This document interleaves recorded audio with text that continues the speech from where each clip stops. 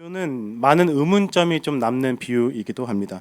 이 본문은 하늘에서 받을 상급이라고 풀이를 한다면 누가 주님 제가 이 땅에서 온종일 온 평생도록 섬긴 것이 한 데나리온이고 마지막에 거의 죽을 둥 살둥 말둥한 사람이 침대 위에서 내가 예수 그리스도를 믿습니다 하고 죽은 사람도 한 데나리온이라면 이것이 같은 것입니까? 라고 얘기를 했을 때 누군가가 아니 우리가 이 땅에서 한 모든 것이 우리의 공적이 아니라 하나님의 은혜이거늘 어찌 그것을 더 받으려고 얘기합니까? 라는 말로 누르기도 하죠. 그러나 저는 오늘 이 본문을 하나님께서 받을 상급에 대해서 초점을 맞추는 것이 아니라 이 비유의 처음 시작이 천국에 대해서 말하고 있다는 것, 저희는 그것에 초점을 맞춰야 된다고 생각을 합니다. 오늘 이 본문을 들려주고 있는 대상, 그러니까 지금 이렇게 회중에 있고 이 말씀을 하고 계시는 예수님 앞에 누가 있는지, 예수님 앞에는 바리새인과 서기관 그리고 죄인들과 세리들이 앉아 있죠. 그 대상들에게 하시는 비유라는 사실, 우리가 이것을 주목해야 된다는 것입니다. 오늘 본문에서 한 포도원의 주인이 품꾼을 얻으려고 시장을 나갑니다. 그리고 품꾼을 고용하죠. 그리고 이제 본문에서 나오는 이 성경에 나오는 시간에서 6시간을 더하면 현대 시간이기 때문에 3시에 오전 6시에 나가고 오전 9시에 나가 보니까 또 사람들이 있는 것입니다. 또 고용해서 들여보내죠. 주인은 오후 12시에도 오후 3시에도 그리고 마지막 오후 5시에도 나가서 사람들을 데리고 옵니다. 오후 6시가 되면 일을 마침에도 불구하고 사람들을 차례로 부르죠. 그리고 나서 이제 6시가 다 되어서 한 명 한 명을 부릅니다. 주인이 계산법을 이상하게 합니다. 일부러 약을 올리듯이 오후 5시에 온 사람들 먼저 부릅니다. 그리고 한 데나리온을 주죠. 그럼 자연스럽게 오후 3시에 온 사람들은 어떻게 생각하겠습니까?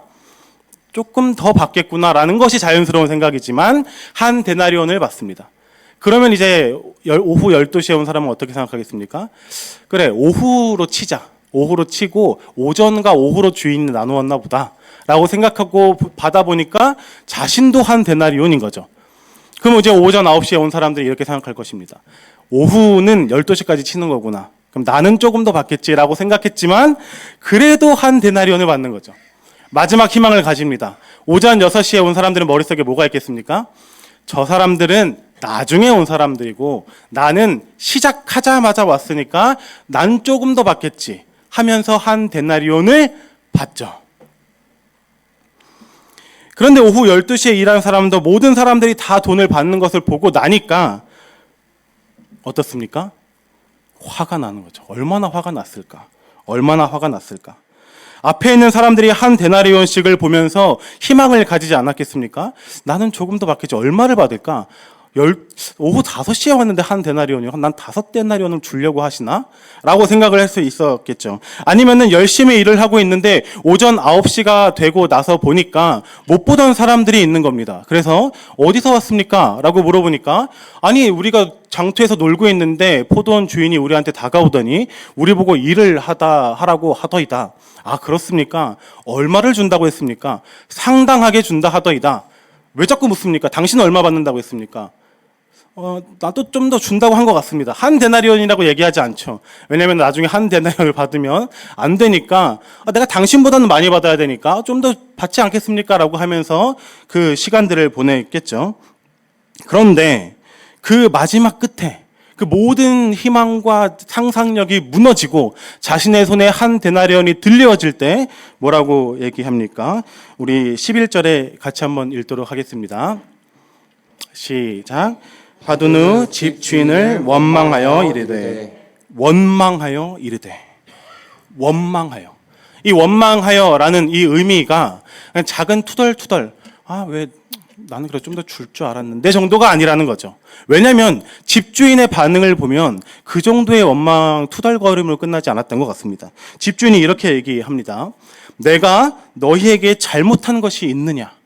약속한 것을 내가 주었는데 왜 나를 선하게 한 나를 왜 너희가 악하게 보느냐? 이런 말을 할 정도로 강하게 투덜거린 거죠. 강하게 원망한 거죠. 그럼 여기까지 이 이야기를 마치고 이 이야기를 듣는 우리는 이 지금 거기에 있는 회중이 아니라 이 현대 시대에 돌아와서 우리가 이 이야기를 마지막으로 들었을 때 어떤 생각이 듭니까?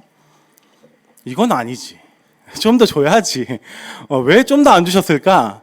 아, 그래. 천국은 공평한 나라니까 아무리 열심히 일해도 아무리 뭐 일해도 다 공평하게 주시는 것이 하나님의 뜻이지 정도로 해석을 할 수밖에 없다라는 거죠. 정말 주인은 악한 주인일까? 주인이 장터에 나가보니까 사람들이 시간마다 놀고 있는 것입니다. 품꾼은 하루에 돈으로 생활을 해야 하는데 차마 자리를 뜨지 못하는, 작아지는 자신을 바라보면서 세상에서 외면당한 자신을 자책하면서 그렇게 품꾼들은 앉아 있었겠죠. 일용직에 고용될 사람들은 어떤 사람들을 고용하겠습니까? 제가 유튜브를 이렇게 보면서 이제 많은 사람들의 직업을 보는 걸 되게 좋아합니다. 그래서 어떤 뭐 타일공 하시는 분들의 직업을 보는 것도 되게 좋아하고 일용직 하시는 분들 뭔가 새로운 세계가 너무 재미있더라고요. 보면은 일용직 하시는 분들도 있으신데 그분들은 5시에 버스를 탑니다. 그리고 5시 반에 도착해서 그 자신을 불러줄 사람을 기다리죠. 그리고 나서 일이 없으면 빠르게 다른 곳으로 갑니다. 그래서 혹시나 다른 곳엔 일이 있을까 하고 빠르게 자리를 이동하는 것을 보는데, 만약에 그 사람들이 고용될 때 어떤 사람들을 고용하시겠습니까?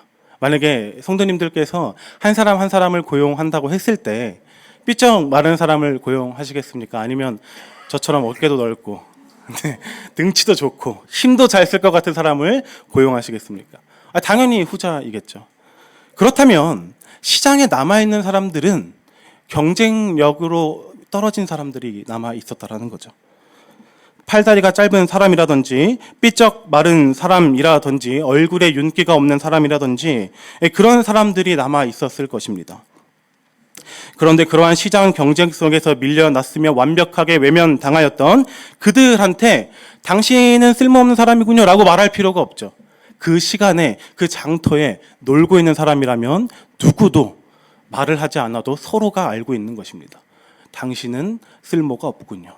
자기 스스로도 나는 오늘 쓸모가 없다. 그런 자들에게 한 주인이 와서 포도원에 들어가라는 거죠. 다른 일터에서도 외면당한 그 일꾼을 포도원에 들어가라고 손을 내밀어 준다는 것입니다. 그런데 들어가라는 의미를 넘어서서 포도원 주인이 이렇게 얘기합니다. 내가 상당하게 주리라. 내가 상당하게 주리라. 세상에서 일할 능력이 없어 보여서 쓸모없는 사람으로 외면당한 사람에게 상당하게 주리라. 는 그 한마디는 그 사람으로 하여금 자괴감이 회복되는 거죠. 상당하게 주리라 라는 그 말은 그 사람으로 하여금 너는 세상에서 하찮게 보일지라도, 너는 그렇게 세상에 쓸모없는 사람이라고 이미 낙인 찍혔을지라도 나는 그 값으로 너를 고용하지 않겠다. 나는 너를 고용할 때 상당하게 주리라. 마치 오전 6시에 누가 봐도 데려가고 싶을 그 사람처럼 내가 너를 보고 상당하게 주리라 라고 얘기하고 있다는 거죠. 하찮은 자라고 내가 적게 주지 않겠다. 네가 지금 이 시간까지 여기에 남아있다고 해서 내가 너를 그저 그냥 업신 여겨버리지 아니하고 내가 너를 상당하게 주겠다 라는 이 말을 들은 이 일꾼은, 이 품꾼은 지금까지 자신을 꾹꾹 눌러가면서 나는 쓸모없지. 나는 쓸모없지. 그러나 그런 마음이 너무 들면 괴로우니까 애써 밝은 채로 서로 웃음을 하면서 내일은 조금 다를 거야 라고 하면서 그 장터에서 놀고 있던 사람들, 아니면 내일은 좀 다르겠지. 내일 똑같으면 어떡할까? 아니야, 내일은 다르겠지. 내일은 조금 더 일찍 나와볼까? 아니면 내일은 조금 더 내가 숙면을 취해서 얼굴을 좀 밝게 해볼까? 이런저런 고민을 하고 있는 이 사람에게 오늘 이 포도원 주인이 말한 상당하게 주리라 라고 하는 이 말은 그 마음이 무너진 품꾼한테는 자괴감이 회복되는 시간이고 자존감이 회복되는 시간이고 나도 쓸모 있는 사람이구나 라고 그런 회복이 일어나는 강력한 부르심이었다라는 거죠. 그리고 그들이 그 포도원에 들어가 일을 했을 것입니다. 있는 힘을 다해 일을 시작했겠죠. 상당하게 주리라. 나를 인정해준 그 사람 때문에 나는 열심히 일했을 것입니다. 어떤 사람이 말할 것입니다. 3시간밖에 남지 않았으니까 천천히 해도 되네. 아니, 나는 그럴 수 없다네. 나에게 상당하게 주리라고 말한 그 주인 때문에 나는 충성을 다해서 일해야 한다네. 라고 하면서 열심히 일했을 것입니다. 6시가 되어서 주인이 사람을 부르기 시작하면서 그 사람이 어떤 생각을 했겠습니까? 내가 오늘 한 데나리온을 받아야겠다라고 생각을 했겠습니까? 아니요. 반 데나리온이라도 받았으면 감사하겠다. 내가 오후 3시인데 12시에 온 것도 아닌데 반 데나리온이라도 받았으면 감사하겠다. 그런데 그 품꾼의 손에 몇 데나리온이 쥐어집니까? 한 데나리온. 상당하게 주겠다라고 생각한 그 품꾼의 머릿속에는 0.5 데나리온만 줘도 상당하지, 은혜롭지 라고 생각하고 손을 내밀었는데 그에게 주인이 몇 데나리온을 준 것입니까? 한 데나리온. 그리고 그 품꾼이 그 데나리온을 잡고 와서 주인을 쳐다보지 않았겠습니까? 잘못 주신 거 아닙니까? 저는 오후 3시에 온 사람입니다. 그러자 그 주인이 얘기하겠죠. 네가 받을 것을 받았으니 평안히 가라. 네가 그 말을 듣고 나서 그 품꾼이 자신이 받은 삭시 틀리지 않았음을 확신하고 그 데나리온을 지고 집으로 갔을 것입니다. 그러면서 마음속에 내가 속히 내 가족에게 돌아가서 내가 오늘 이 은혜로운 주인이 나에게 한 일을 내가 얘기하리라. 내가 증거하리라. 내가 증언하리라. 라고 얘기하면서 집에 가서 뭐라고 얘기하겠습니까? 모여봐라. 내가 오늘 은혜를 입었다. 내가 오늘 은혜를 입었다. 그런데 오늘 오전 6시에 일한 자들은 원망이 가득한 채로 주인을 악한 자로 여겼다라는 거예요. 마치 주인이 6시에 고용한 사람들에게 내가 두 데나리온을 줄게 라고 말을 해놓고서는 말을 바꿔가며 마치 한 데나리온을 준 것처럼 주인을 민망하게 만들죠. 그런데 잘 생각해보면 오전 6시에 온 사람들도 엘리트가 아닙니다. 품꾼이에요. 그들도 집을 나서면서 내가 오늘 나를 써줄 사람이 있을까? 그러면서 6시면 얼마나 피곤하겠습니까? 피곤한 몸을 일으키면서 그러나 가족들의 얼굴을 한번 바라보면서 그 피곤한 몸의 가족들을 바라보면 그 새근새근 자고 있는 자식들의 얼굴을 바라보면서 다시 그 피곤한 몸에 자신의 몸의 기운을 다시 한번 일으키고 내가 오늘도 일할 이유는 너희들 때문이다 라고 말하면서 집을 나왔겠죠. 그리고 나서 포도원 주인을 만났겠죠. 그리고 한 데나리온의 품삯을 약속받고 포도원에 들어갔겠죠. 오전부터 시작된 일은 고되었을 것입니다. 그러나 일이 고됐을지라도 그 품꾼이 뭐라고 생각했겠습니까? 그래도 나는 일을 한다. 나는 그래도 일을 한다. 오늘 집에 가서 내 가족에게 줄 양식을 나는 가지고 갈 수 있다. 내가 비록 지금은 고되지만 그래도 내가 이 한 데나리온을 가지고 밥은 줄 수 있겠다라면서 내가 그래도 은혜롭다 오늘 라고 생각을 하겠죠. 그러면서 어제 김 씨는 데려가 준 사람이 없다라고 하는데 혹시 아직도 오늘도 없으면 어떡하지? 나는 그래도 오늘 은혜를 입었다라고 하면서 은혜임을 기억했을 것입니다. 그런데 어느 순간부터 이들에게 은혜가 아니라 권리가 되는 지점이 어디서부터입니까? 9시에 오는 오전 9시, 오후 12시에 오는 품꾼들을 바라보면서 점점점 이들이 여겼던 한 데나리온은 은혜의 데나리온이 아니라 원망의 데나리온으로 변하고 있었다라는 거죠. 그러면서 뭐라고 생각했겠습니까? 품꾼들이 5시, 3시, 12시, 오전 9시 받아가는 거 보면서 머릿속에 뭐라고 생각했겠습니까? 나도 한 데나리온 줘봐라. 가만히 있지 않겠다. 이전까지는 은혜의 데나리온이 나한테 한 데나리온 줘봐라. 참지 않겠다. 라고 말하는 날선 분노의 화폐 가치가 되었다는 거죠. 그리고 오늘 그들에게 내 가족의 저녁 식사를 풍요롭게 해주었던 포도원의 주인에게 당신은 은혜로운 주인이 아니라 당신은 악한 주인입니다 라고 하면서 대들며 나아갔다라는 거죠. 이들이 먼저 일하는 것은 충분히 억울할 수 있지 않았겠습니까? 저라도 억울했을 것 같아요. 그러나 백수의 생활을 해보신 적이 있으십니까? 백수의 생활? 저는 많이 해봤습니다. 이제 신학교를 제가 좀 늦게 갔는데 그 전에 이제 백수를 한 2년을 했는데 그 백수의 시간 동안에 가장 슬픈 게 뭔지 아십니까? 오전에 나가면은 내 또래의 사람들이 없다라는 거예요. 다 일하러 가고 아니면 뭐 저처럼 뭐 집에 있겠죠. 그러면 뭔가 부끄러워요. 이 시간에 뭔가 돌아다니고 있다라는 것 자체가 그 누구도 나를 그렇게 보지 않는데 내 스스로가 부끄러워지죠. 그리고 나서 어느 순간부터는 나는 쓸모없는 사람인가? 나는 나름 나쁘지 않은데 왜 나를 아무도 써주지 않을까? 라는 그 생각을 가지고 살아가게 되죠. 그리고 무슨 생각을 하게 됩니까? 나도 목에 회사원증 좀 걸고 일하고 싶다. 나도 일했으면 좋겠다. 품꾼의 마음은 품꾼이 알지 않겠습니까? 오전 6시에 온 자들이 오전 9시에 추가적으로 온 자들을 바라보면서 누구보다 품꾼의 마음을 알았을 거 아닙니까? 그러면 다가가서 오전 9시에 왔습니까? 내가 보니까 우리로도 충분한 것 같은데 여기 있는 이 포도원 주인은 은혜로운 포도원 주인인 것 같소이다. 그래서 추가로 그냥 우리 밥 한 끼 먹으라고 더 고용한 것 같습니다. 얼마나 은혜로운 주인입니까? 라고 하면서 얘기했겠죠. 오후 12시에는요.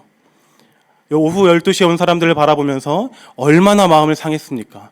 놀아도 노는 게 아니고 쉬어도 쉬는 게 아니었죠. 근데 걱정하지 마십시오. 상당하게 주리라라고 얘기했으니 분명히 오늘 밥값은 줄 것 같습니다. 라고 얘기하면서 그렇게 서로를 환영했어야겠죠. 그런데 오전 6시에 온 자들은 주인의 은혜 가운데 오전부터 와서 일하는 그 모든 것들을 다 저버리고 충분하잖아요. 마음고생하지 않았잖아요. 오전 6시부터 일하면서 마음고생하지 않고 나는 오늘 그래도 일한다. 이 은혜 가운데 있었잖아요. 그런데 분노로 이어졌다라는 거죠. 마치 집 나간 둘째 아들이 돌아왔을 때 아버지여 나는 평생토록 아버지 집에 충성하였거늘 나에게 이렇게 대하시나이까? 주인이여 내가 종일토록 당신의 포도원에 충성하였거늘 나에게 이렇게 대하시나이까? 얘야 너는 나와 함께하면서 내 것이 다 너의 것이었거늘 이 잃어버린 아들에게 줄 은혜가 너에게는 없더냐? 얘들아 오늘 하루를 굶어가면서 집으로 가져갈 그 품삯이 없는 이들을 내가 내 포도원에 보내서 한 데나리온씩 준 것이 너희에게 그것을 허용할 만큼의 은혜가 없더냐? 굉장히 닮아 있지 않습니까? 탕자의 비유도 포도원의 비유도 첫째 아들과 오전 6시에 일한 일꾼에게 초점이 맞춰져 있다는 거죠.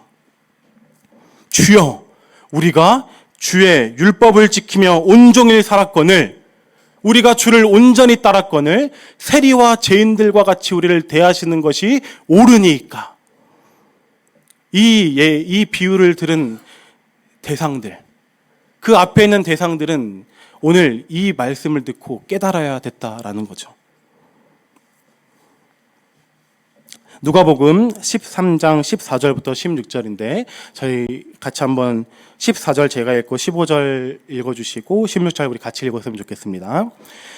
회당장이 예수께서 안식일에 병 고치는 것을 분내어 무리에게 이르되 일할 날이 엿새가 있으니 그동안에는 와서 고침을 받을 것이요 안식일에는 하지 말 것이니라 하거늘 주께서 대답하여 이르시되 외식하는 자들아 너희가 각각 안식일에 자기의 소나 나귀를 외양간에서 풀어내어 이끌고 가서 물을 먹이지 아니하느냐.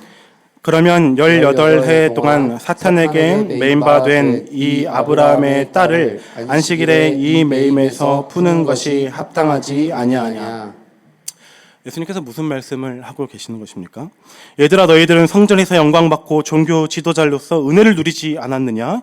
그러나 여기 18해 동안 사탄의 매임바 된 이 여인을 내가 오늘 하루라도 더 빨리 풀어주는 것이 너희에게 그렇게 걸림이 되느냐? 너희에게 하루도 참지 못할 만큼 그 안식일이라는 하루가 너희 마음 가운데 걸려서 그걸 가지고 분내는 것이 옳으냐? 라고 말씀하고 계시는 거죠. 그리고 결국은 어떻게 됩니까? 첫째 아들도 그 아버지의 기쁨에 참여하지 못하였고 오전 6시에 온 자들도 주인의 기쁨의 결산에 참여하지 못하죠. 그 둘은 은혜로 시작하였다가 결국엔 멸망하였다라는 것입니다. 주인의 마음이 어디에 있습니까? 주인의 마음이 어디에 있습니까? 주인은 왜 장터로 나간 것입니까? 포도원의 일꾼이 정말 필요했다라면 6시에 많이 고용하면 되지 않습니까? 하루 이틀 고용하는 것도 아니고 오늘 양이 어느 정도인지 대충 알 거니까 그 얼마나 많은 사람들을 고용하면 됐겠죠. 그러나 혹시 만약에 미스가 나서 9시에 됐는데도 사람이 더 필요하다면 오전 9시에 더 고용하는 것으로 끝났을 것입니다. 어떤 자도 12시에 또 고용할 만큼 어리석은 주인은 없을 것입니다. 그러나 이상하리만큼 장터로 주인은 계속해서 나가죠. 오후 5시가 될 때에도 나가는 그 주인을 바라보면서 포도원 장들이 뭐라고 얘기하겠습니까? 주인이요, 이제 1시간밖에 남지 않았습니다. 이제 안 나가셔도 됩니다. 라고 했을 때 오늘 이 포도원 주인이 뭐라고 하겠습니까? 안다. 나도 안다. 그러나 만날 자들이 있다. 라고 하는 것처럼 어리석은 주인처럼 그렇게 장터로 나가죠. 마치 사마리아를 지나 갈릴리로 가실 때의 제자들에게 사마리아를 통과하여야겠는지라. 왜 굳이 사마리아로 가십니까? 가야겠는지라. 내가 만날 자가 있다. 아직도 나를 기다리는 자가 있다. 포도원 주인이 장터로 나가서 누구를 만납니까? 날이 저물어도 쓰는 자가 없는 자들, 38해가 된 병자를 만나시고 삭개오를 만나시고 18해 된 혈류병을 앓는 여인을 만나시고 손 마른 자들, 눈 먼 자들, 문둥병 자들, 다리 젖는 자들, 사마리아 여인들, 그리고 거라산 지방 가운데에 귀신 들린 자를 만나시죠. 거기서 그들이 성전을 바라보면서 나도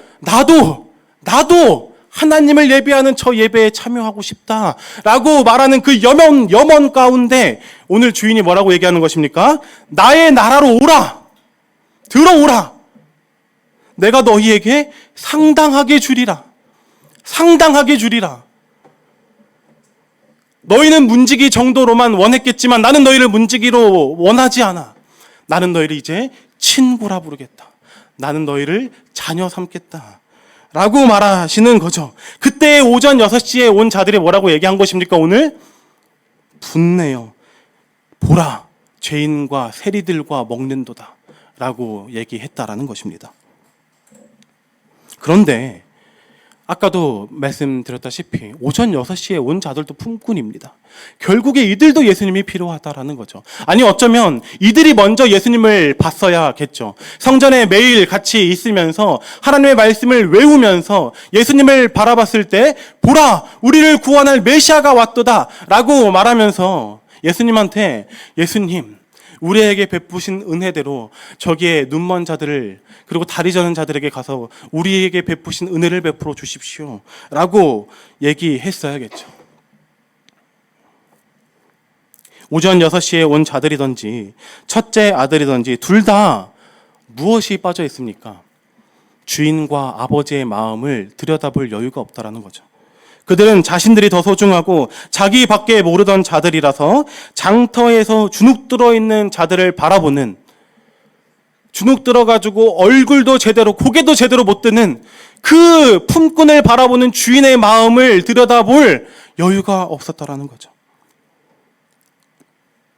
오로지 자기가 받을 것만 생각했기에 내가 아버지 집에서 누리고 있는 그 첫째 아들처럼 내가 아버지 집에서 누리고 있는 모든 것은 은혜가 아니라 내 마땅한 권리지라고 얘기하면서 둘째 아들이 나간 날부터 아버지의 얼굴이 점점 야위워져 가는 것을 바라보면서 왜 야위워져 가는지, 왜 아버지는 점심에 들판에 나가고 저녁에 들판에 나가서 하염없이 멀리를 바라보고 있는지 그것에 대해서 궁금해할 생각은 없고 오로지 자기밖에 모르는 거죠.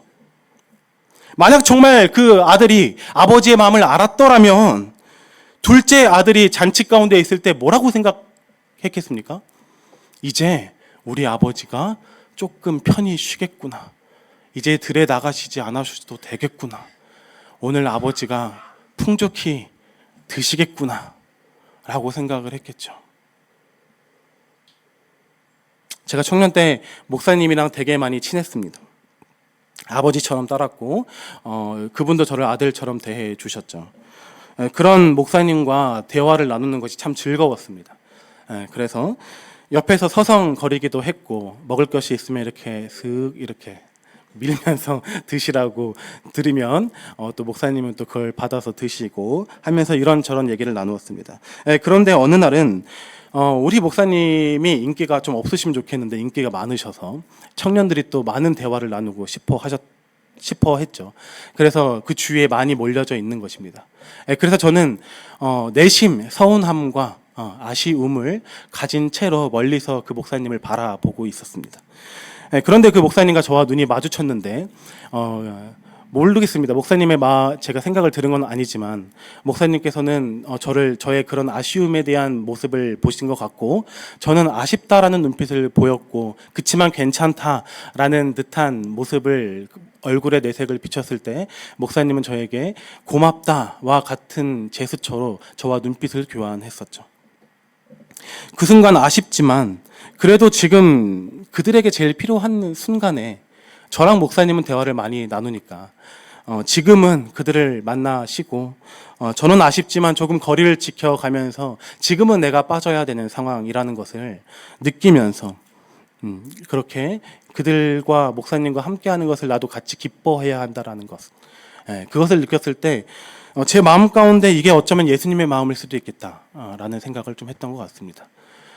당시에 수많은 얘기들 중에 그런 얘기들이 많이 있었습니다. 천국에 가면 천국에 갔다 온 사람들이 많이 있었고 뭐 이런저런 얘기를 하는데 그분들이 하는 얘기가 예수님을 잘 믿으면 예수님이 제일 가까운 곳에 있다라는 것입니다. 그래서 저는 제일 가까운 곳에 가고 싶었고 그 누구보다 예수님과 발자취해 있고 싶어 했죠. 그런데 그날 제 마음 가운데 주신 하나님의 마음은 내가 비록 은혜를 덜 누리더라도 내가 다른 사람을 비집고 들어가서 내가 오늘 은혜를 내가 더 받겠다. 내가 은혜 받아야 되니까 우선은 다른 사람은 어떻게 되는지 모르겠고 우선 나는 은혜를 받아야겠다라면서 비집고 들어가는 것을 원하는 것이 아니라 내가 한 발자국 뒤로 가서 예수님을 바라보면서 주님, 그들과 함께 주님의 은혜를 풍족히 누리십시오. 저는 이따 얘기했으면 좋겠습니다. 라고 말하는 그런 모습이 정말 하나님의 마음이 아닐까. 그런 때때로 사람들에게 그런 자리를 내어주면서 나는 비록 덜 은혜 받는 그 자리로 내어주고 그 사람들이 은혜를 받는 것을 바라보면서 그래 그거면 됐지. 그래 그거면 됐지. 나도 주님과 너무나도 큰 은혜를 누렸는데 내가 받은 은혜를 저 사람들이 누린다면 얼마나 행복할까. 얼마나 행복할까. 그거면 됐지. 라고 얘기하고 아쉬움을 바라본 채로 예수님을 바라봤을 때 예수님께서 저와 눈이 마주치면서 고맙다 라고 얘기해 주시는 그것이 어쩌면 하나님의 마음이지 않을까 라는 생각을 가지게 되었다는 것입니다. 그리고 오늘 이 일화가 이 본문과 닮아있지 않을까. 천국은 오늘 비유한 포도원 품꾼처럼 먼저 된 자들이 나중되고 나중된 자들이 먼저 된다라고 얘기하죠. 그러나 아버지의 마음은 주인의 마음은 무엇이었을까? 먼저 된 자들이 나중된 자들과 함께 어울려서 우리 주인 참 은혜롭지 않냐? 우리 주인 참 속도 없지 않냐? 근데 저 사람 내가 보니까 속 없는 사람 아니다.